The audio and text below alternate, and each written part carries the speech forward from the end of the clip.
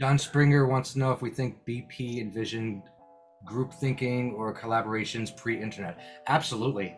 Absolutely. Absolutely pre-internet. What did we do as kids? We walked around the streets. We went to parks on our bikes. Yeah. We played Yeah. ball in fields. Like we were outside all day. Maybe Yeah. not appreciating the art and the city that was around us, but absolutely, as kids, we were always with our group, our clique, Yeah. whatever you want to You're call just it. in your groups. Yeah. And what did you do when your group went to another park and they were playing ball? You said, "Hey, let's play ball, team Yeah. on team." What did you do? You made 5 more friends, 10 more friends. Now you got a Yeah. whole new group. Yeah. It's exactly what we're trying to promote. One person makes two person, makes four, makes eight, makes before you know it, you have 100-person meetup. Yeah. Yeah. No doubt. Yeah. Or you've got a group with 12,000 friends, right? 13,000. exactly. That's what I've always envisioned this to be. Like it's just a group of friends solving this thing with a couple of dicks thrown in. Marion says Yeah. docents, I think. Docents. Docents. Yeah, that's what it was. Hey, Just I can't, always like, used to I say, can't word. I don't know. I used to always say that if you want to walk through the locker room, you got to look at a couple of dicks, right? guess. And throw him a compliment every once in a while. That's right. That's right. You're smart. Have a gold star. So then, did either of you hear any theories that made you think different or something, or got you excited? A lot. Yeah. Yeah, there's a guy who has permission to dig in St. Augustine's got me pretty excited. That's cool. I'm hopeful for him. I don't like his theory's not my cup of tea, but his in location's really nice.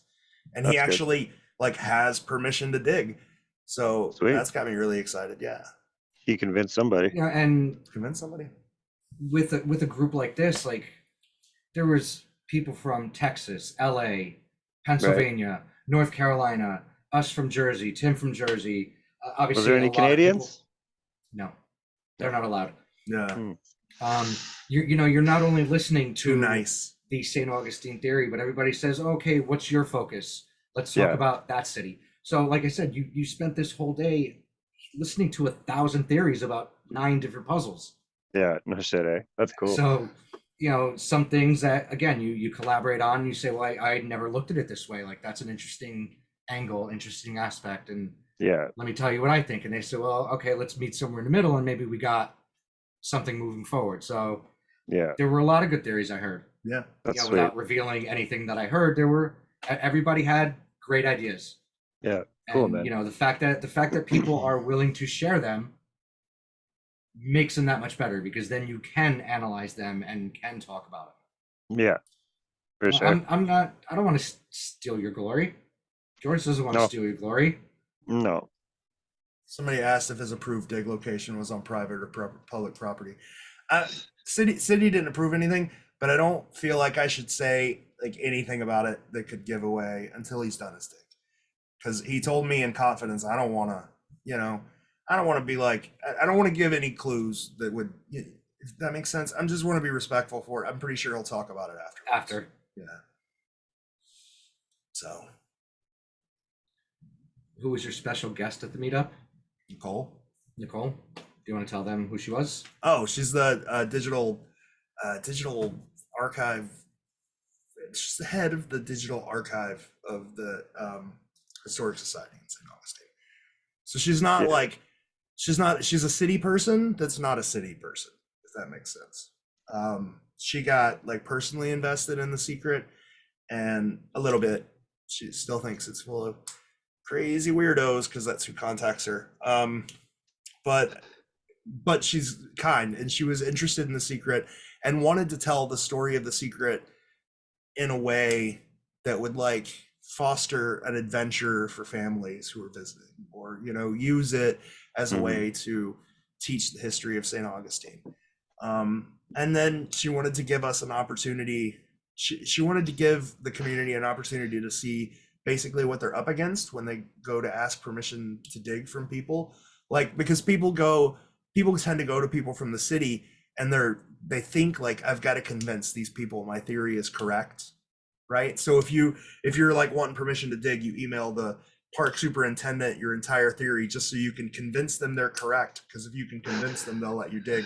When the park superintendent doesn't give a shit if you're correct or not, he only cares about you damaging his park. So like sending in that big long email with your theory actually does you, it does you, 30-page PDF. yeah, it does you more harm than good.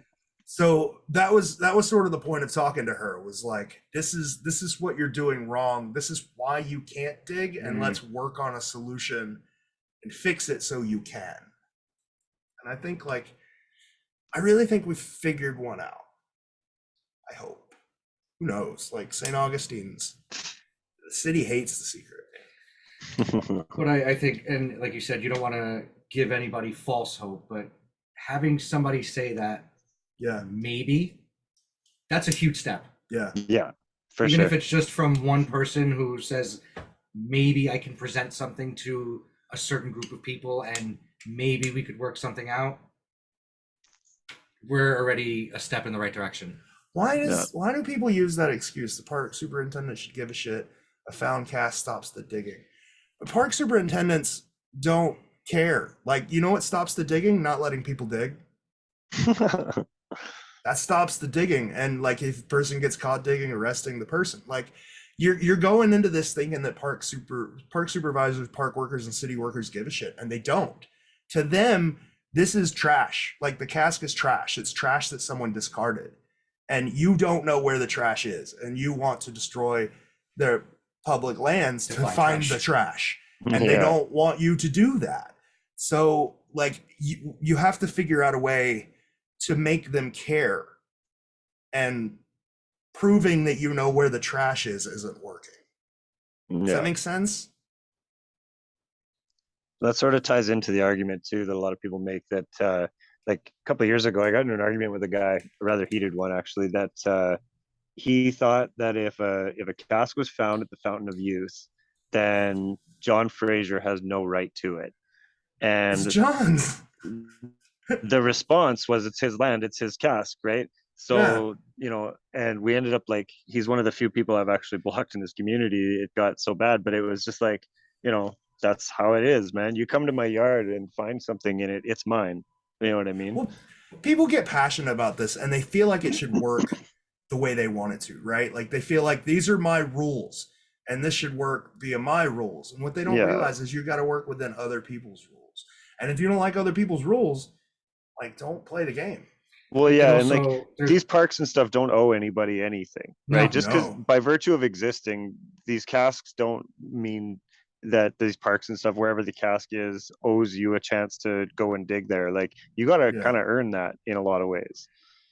And Nicole even covered a quick topic on that when it came to metal detecting. Right. You know, you could be on beach property or this property, but you go somewhere and you find a 400-year-old Spanish coin, that still belongs to the Spanish. That's right. Yeah.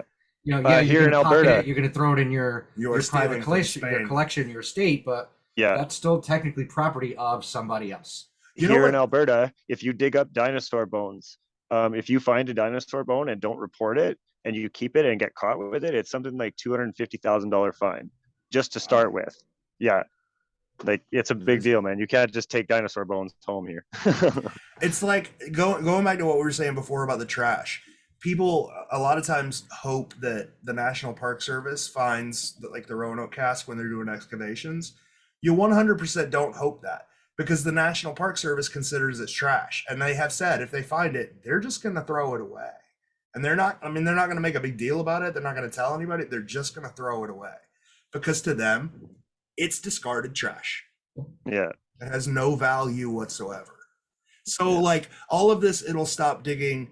I say that to illustrate like how little the "it will stop the digging in your park" argument means to them, because to them, what will stop digging in their park or their parks is to forcibly stop people from digging in their parks.